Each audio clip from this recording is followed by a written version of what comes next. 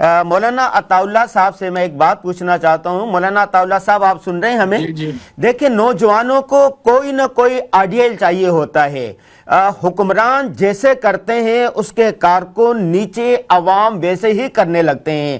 ہمارے حکمران آپس میں دستوں گریبان ہیں، کرپشن کر رہے ہیں، بدعنوانی کر رہے ہیں، لڑائی جھگڑا کر رہے ہیں، ایک دوسرے کو گرانے کی کوشش. اجتماعی سوچ نہیں ہے، فکر نہیں ہے. تو نوجوان کیسے جائیں؟ ان کو راستہ کون دکھائے؟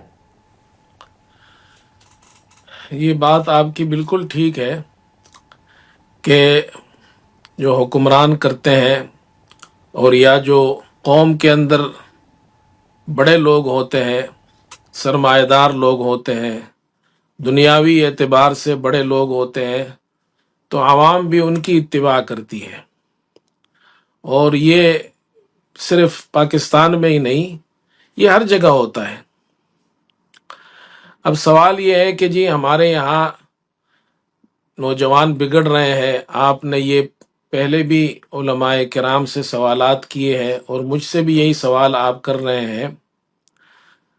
ہم اور آپ جو مسجدوں سے، مدارس سے ہمارا تعلق ہے، اور خاص طور پر جو مساجد کے امام ہیں ان کا معاشرے سے تعلق ہوتا ہے. اور معاشرے کے اندر جو سب سے زیادہ فکر مند ہونا چاہیے اور فکر مند ہوتے بھی ہیں، وہ ہمارے نوجوان اور بچوں کے بارے میں ہے.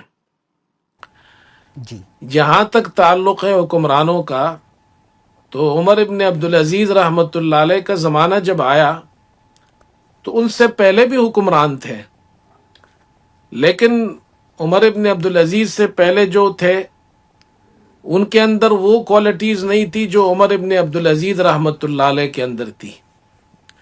عمر ابن عبدالعزیز رحمۃ اللہ علیہ وہ باوجود بادشاہ ہونے کے، خلیفہ ہونے کے، جن کو عمر ثانی بھی کہا جاتا ہے، لیکن وہ زندگی گزارتے تھے درویشوں والی، فقیروں والی، عام لوگوں والی.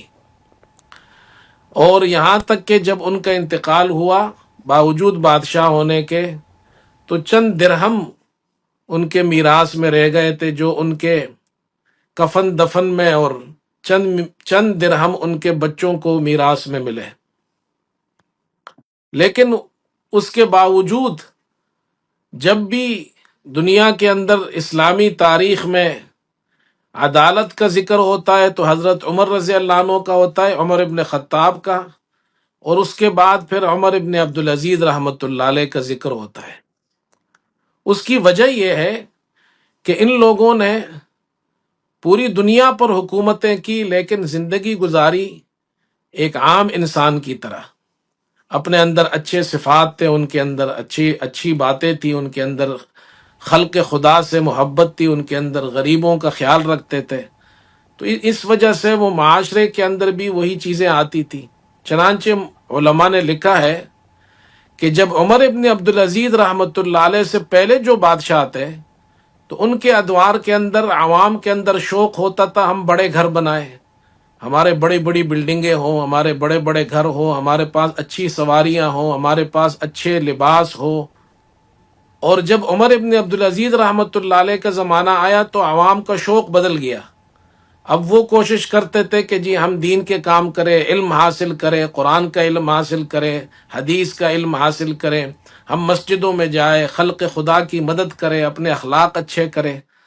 تو یہ اثر ضرور ہوتا ہے، اس لیے کہ جو بڑے لوگ اگر صحیح ہوں گے تو وہاں جو لوگ ہوں گے وہ ان کی اتباع کریں گے.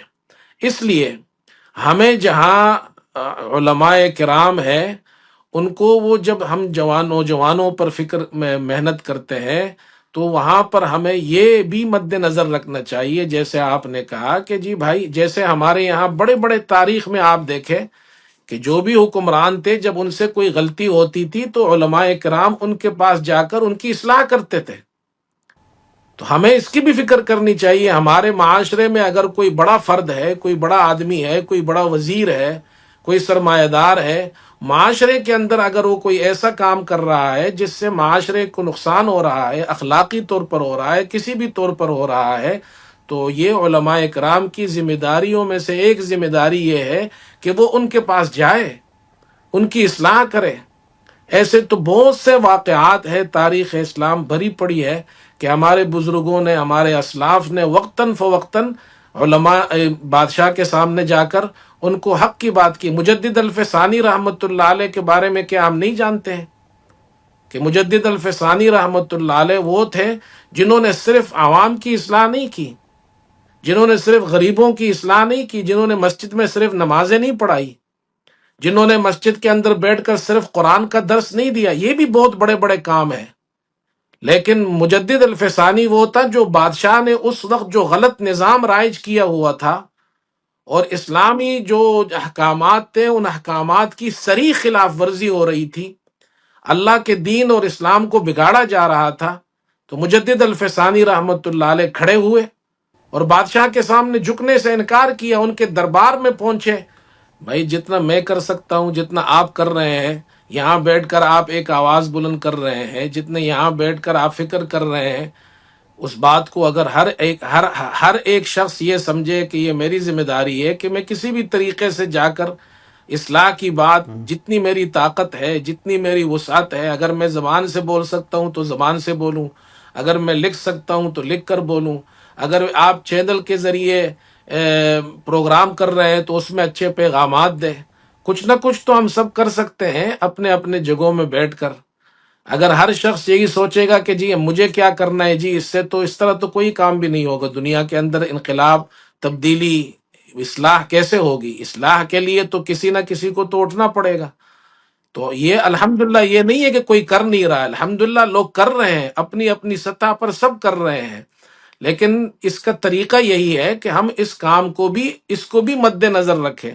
نوجوانوں کی اصلاح ہے، ہمارے بچوں کی اصلاح ہے، اسی طرح جو معاشرے کے اندر جو بڑے افراد ہیں ان کے پاس جائے، ہمارے تبلیغ والے بھائی جاتے ہیں الحمدللہ، بڑے بڑے لوگوں سے ملتے ہیں، آپ دیکھتے نہیں ہیں بڑے بڑے لوگ ہوتے ہیں، بڑے بڑے عہدوں والے لوگ ہوتے ہیں، وہ الحمدللہ وہ اللہ تعالیٰ ان کو ہدایت دیتا ہے، وہ بدل جاتے ہیں۔